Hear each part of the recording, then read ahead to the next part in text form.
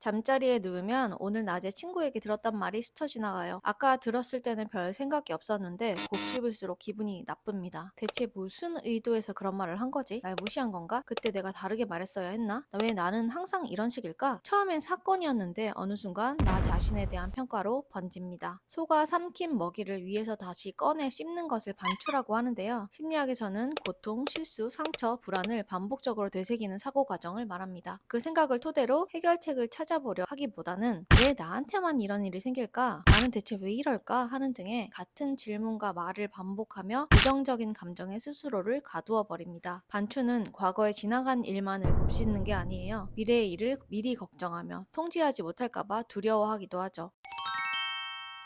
그렇다면 대체 왜 이렇게 반복적인 밤추를 멈추지 못하는 걸까요? 원인은 총 3가지예요. 첫 번째, 우울 불안이 높다. 닭이 먼저냐 달걀이 먼저냐의 이야기일 수 있어요. 우울 불안이 높으니 계속해서 불안해하면서 앞으로도 그때처럼 안 될 거야 라는 무기력감에 빠지죠. 반대로 반추를 계속하게 되면 부정적인 감정이 점점 커지고 사고가 마비되면서 문제 해결을 방해하고 결국 우울과 불안이 높아질 수 있어요. 두 번째, 자기 검열이 강하다. 어릴 때부터 부모님에게 이렇게 했어야지 그거 아니잖아. 다 너 때문에 그런 거잖아. 대체 넌 왜 그러니? 하는 비난의 말, 통제의 말들을 많이 들으며 자랐다면 성인이 되어서도 나도 모르게 그 목소리를 재생합니다. 자기 검열과 자기 비난을 하면서 살아가게 되는 거죠. 가족에게 일어난 부정적인 일들이 아이의 탓이 아닌데도 힘든 부모의 감정 쓰레기통 역할을 하며 마치 모든 문제가 자신 때문이라고 믿게 되고 어른이 되어서도 내가 못해서 그런 거야. 그때도 잘했더라면 하는 자기 비난을 끝도 없이 하게 되죠. 그래서 반추는 단순한 사고가 아니라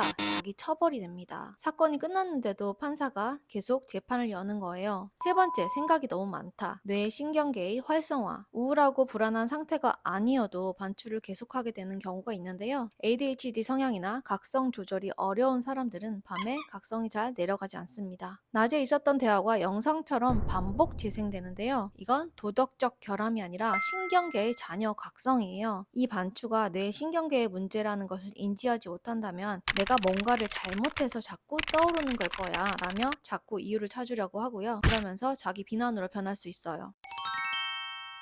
반성일까 반추일까? 한 심리학 연구에서 우울 성향이 있는 사람들에게 부정적인 경험을 떠올리게 했습니다. 그리고 두 그룹으로 나눴어요. 한 그룹은 왜 그런 일이 생겼는지 생각해보라고 지시했고 다른 그룹은 지금 주변에서 들리는 소리, 보이는 것에 집중하라고 지시했습니다. 결과는 왜에 집중한 그룹은 기분이 더 나빠졌고 문제 해결 행동이 줄어들었고요. 자기 비난이 증가했어요. 반면 감각에 집중한 그룹은 감정 회복이 더 빨랐어요. 여기서 중요한 건 이거예요. 반추는 겉으로 보면 문제를 해결하려는 노력처럼 느껴집니다. 하지만 실제로는 감정을 증폭시키고 행동을 멈추게 만듭니다. 내가 이걸 해결해야 해 라고 경고를 울리지만 출구를 제시하지 못한 채 같은 문장을 반복 재생하는 거예요. 내가 했던 행동, 말에 대해서 객관적으로 판단하고 앞으로는 이렇게 하지 말아야겠다고 결론 내리는 것은 자기 반성이에요. 반추는 내가 왜 그런 일을 당했지? 내 인생은 어디서부터 잘못된 걸까? 옛날 그때 다른 선택을 했더라면 하면서 과거에 매몰되어 자책과 후회하는 감정을 끝도 없이 이어가는 것입니다. 반성은 문제 해결과 수정, 반추는 자책으로 가게 되어요. 반추는 나에게 전혀 도움이 되지 않습니다. 나를 비난하고 자책할수록 사람은 무기력해지고 아무것도 할 수 없는 상태가 됩니다. 다시 생각하는 건 문제를 회피하는 것 아닐까? 반추의 늪에 빠져 계신 분들이 많이 하시는 말씀이에요. 어디선가 문제가 있는데 그걸 발견하지 못한 채 그냥 지나갈까봐 불안하다고 하시죠. 물론 건강한 자기 반성은 필요해요. 내가 어떤 말을 했는데 상대방의 표정이 확연하게 일그러졌다거나 실제로 어떤 일이 생겼다면 아 이게 문제였구나. 그럼 이렇게 해결해야겠다 하고 현실적인 문제 해결을 해야 하죠. 사과를 한다거나 오해를 풀거나요. 하지만 반추는 다시 생각하고 반성하는 게 아니에요. 표면적인 상황을 시작으로 내 인생, 내 과거, 나의 능력 등 아주 근본적인 자기 부정으로 들어가는 거죠. 이런 부정적인 감정에 갇히면 문제를 해결하는 것이 아니라 오히려 아무것도 할 수 없게 됩니다.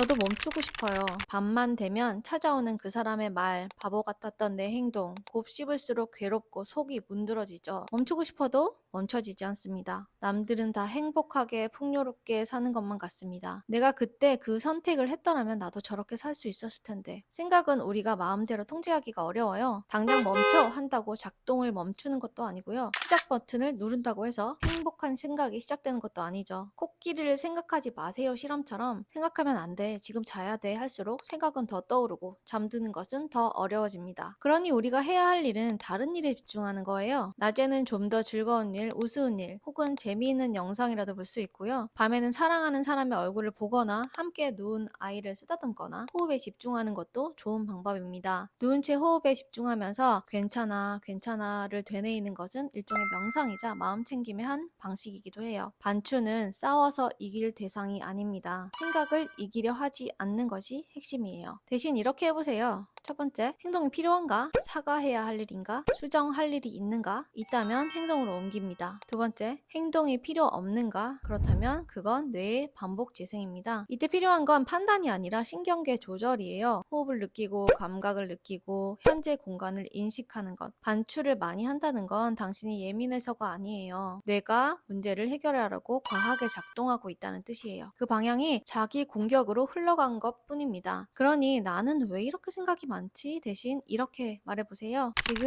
내 뇌가 과열됐구나.